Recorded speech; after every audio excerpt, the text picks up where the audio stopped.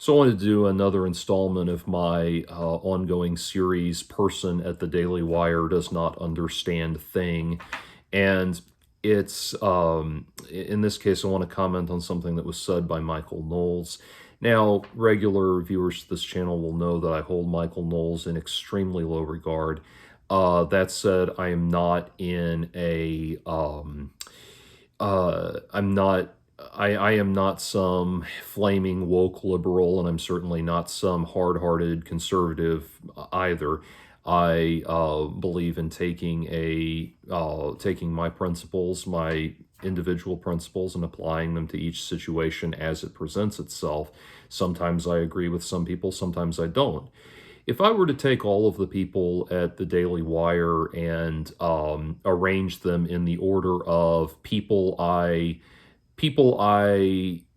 like down to people I don't like, and put them on a spectrum, it would probably go something like Jordan Peterson, Dennis Prager, Ben Shapiro, Matt Walsh, Candace Owens, Michael Knowles, and I'm not including Brett Cooper in that because I don't think they actually use Brett Cooper as a legitimate commentator. I think she's just there to be eye candy for their college male target demographic.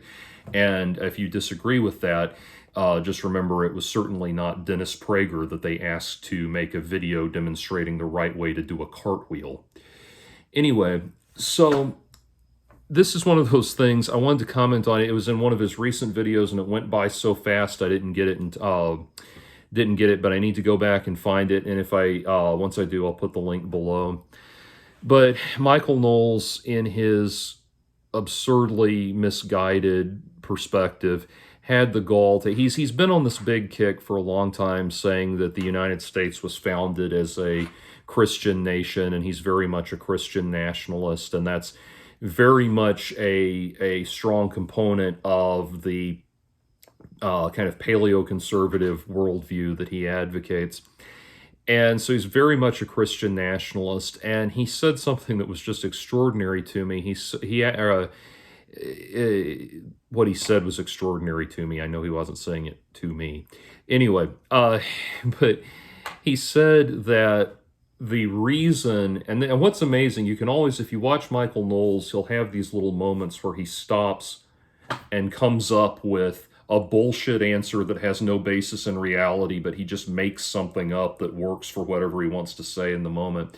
And what he said that the reason the Constitution separates church and state at the federal level with the First Amendment was because he argued that that was because the Christian authority was supposed to be enforced at the state level. And then he goes on to say, we used to have blasphemy laws in this country and we don't anymore. And he goes on to try to make some kind of argument from that because anyway, I don't need to keep trying to explain his worldview. Like, oh my God. Mikey, my God, buddy, no. It does not take a constitutional scholar to know that the rights that are afforded to the states are only the things that are not covered in the Constitution and in the amendments to the Constitution. That is all that is granted at the state level.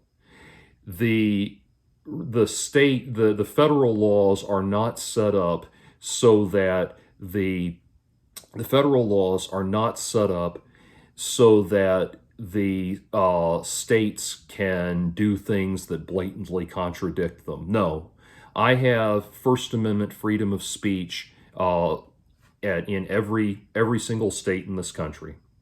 Every state I go to, my First Amendment rights to separation of church and state, freedom of the press, freedom of assembly, and all of that remain absolutely constant.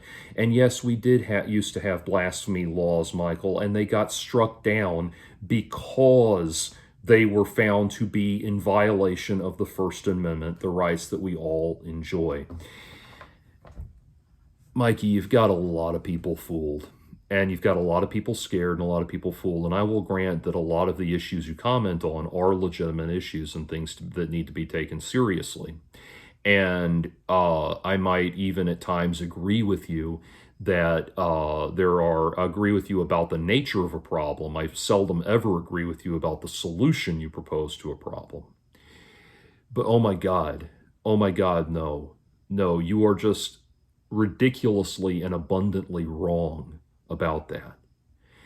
And what is so extraordinary is that you set yourself up you set yourself up as some kind of defender of American liberty, of the American way of life, or something like that, when you are absolutely the kind of person that seeks to erode it.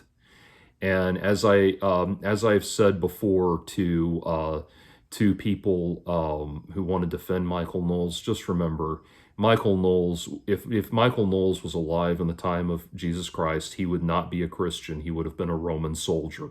His politics are far, far more in line with that than anything ever espoused by Christ. Michael Knowles is a man who grins and laughs at the misery and misfortune of others. He grins and laughs when people come to physical harm. He grins and laughs when people are killed. He grins and laughs at violence, at human suffering, at misery. He is filled with mirth. He is filled with mirth when he witnesses chaos and disorder and human misery, and and especially when he knows that he has caused consternation and pain and frustration and confusion in the human race. As I've always said before, people talk about, well, he's so polite and he's so polite and so nice and all this. And as I've always said, there is a reason that Sympathy for the Devil by the Rolling Stones begins with the lines, "Please allow me to introduce myself. I'm a man of wealth and taste."